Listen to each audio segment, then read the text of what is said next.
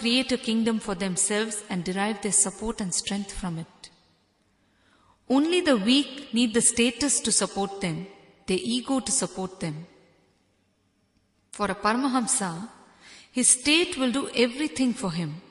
He will be untouched by the status that surrounds him.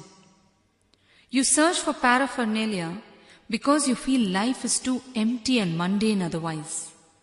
And you feel life is mundane because you're searching for miracles all the time. The greatest miracles of existence are happening every moment in front of your eyes. But you are so preoccupied with your ego that you are missing it. Your own body is a miracle. It is greater than any supercomputer that can ever be invented. The millions of cells and the thousands of synchronized activities that happen in your body is the greatest miracle on planet Earth. If you know how to drop your mind and live in tune with existence, you will understand that what you search for in the name of miracles is nothing but the natural synchronous events that happen in existence. Your ego simply makes these things look ordinary, that's all. Your knowledge always dissects and analyzes and reduces things to mundane logic. Yes, you have a question? Swamiji, why is it that we know, but we still take on these things upon ourselves? That is a nice question. When we have the choice to live happily, why do we choose suffering? You see, you don't know yourself, your being, which is actually your real identity. Over time, you start relating with the outer world and create a pseudo-identity for yourself.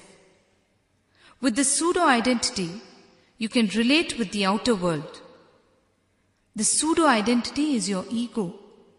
It is purely made up of the labels that others paste on you. You don't know who you really are. Suppose I ask you who you are. What will you say? You will say, I am the father of so-and-so, or I am the sister of so-and-so, or I am a doctor, etc. But what are all these? These are only your relationships and professions. You are daughter to your father, wife to your husband, mother to your children, and so on. You are all these to the people around you.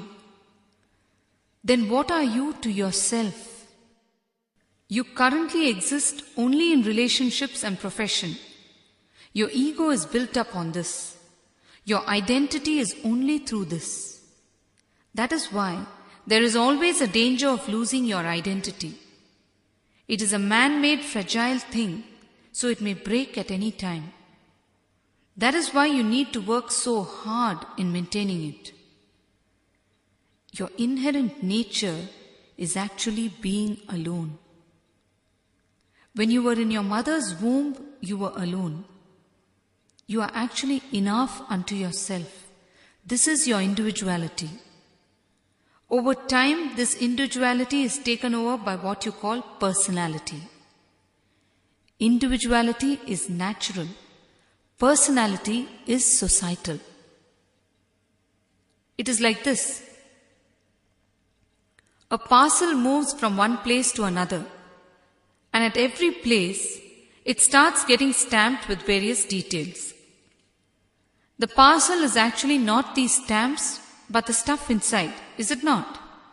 In the same way, you are not the stamps that people put on you. You are the stuff inside yourself.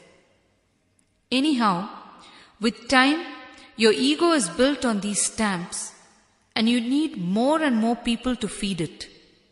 That is why you will observe that you are totally unable to be alone, to be with yourself.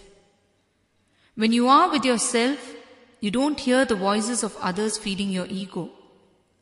Your ego feels unfed. What do? You at least turn on the television and watch. A small story. A man belonging to a long-standing political party was dying. His friends came to know that he had switched his loyalties to the opposition party at the time of his impending death. They were astonished and asked him why he did that. The man replied, "Oh, I'd rather one of them die." So strong is our pseudo-identification. It has become such a solid reality to us, and it blinds us from seeing anything else. Even at the time of death, we find it difficult to drop our prestige. We live and die unconsciously. The fear of losing your personality, which is your only anchor point, causes you to behave in the ways that you behave. That is why we say your ego is playing up. The whole of spirituality is all about losing this personality, this pseudo-identification. This can happen when you start watching instead of being involved and believing. When you start watching, you will understand that you are the stuff inside the parcel and not the names and labels given to the parcel. When this awareness comes to you, you need no lecture, no sermon, no teaching or preaching. Yes? Swamiji, if we surrender to our Master, will our ego be taken care of? First of all, if you really surrender, you will become enlightened. There is no question of when I surrender, etc. But anyhow, for argument's sake, if you decide to allow me to penetrate you, I will prune your ego and keep it like a bonsai tree until such time you totally lose it and become enlightened. You will have enough ego to run your business and do your daily activities, not to hurt other people and yourself. Your ego will be like roasted seeds that do not grow anymore. Understand one thing. A man who is not yet enlightened has ego in him in some form or the other. Whether you have active ego or passive ego, the more you start being the observer, the more your ego will dissolve. That's enough understanding for now. With ordinary people, you can easily shield your ego and get away with it. With a master, you can never deceive him. You can only deceive yourself into thinking that you have deceived him. However deeply hidden and well covered you keep your ego and cunningness, they will be simply bare under the Master's gaze. While you struggle to shield it, the Master tries to heal it. Only he knows what a cancerous disease ego is. Let me tell you a few things from the Bhagavad Gita. The Bhagavad Gita was Lord Krishna's teaching to the world. When the Bhagavad Gita starts, Arjuna is confused. He says, "O Lord, I don't know what to do in life, please guide me." Krishna explains to him the Sankhya Yoga, the way to reach the soul. He then explains the Karma Yoga, then the Bhakti Yoga, then the Karma Sannyasa Yoga, the Jnana Karma Sannyasa Yoga, then the Raja Vidya Yoga, and so on.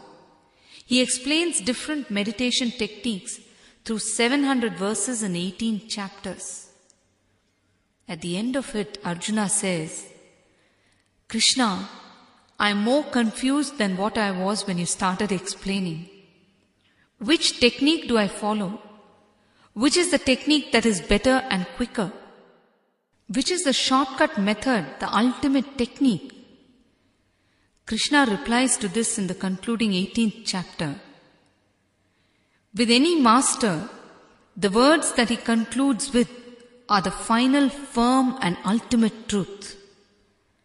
Krishna says, "Sarvadharman parityajya mamekam sharanam vraja, aham tva sarva papebhyo mokshayishyami masuchaha."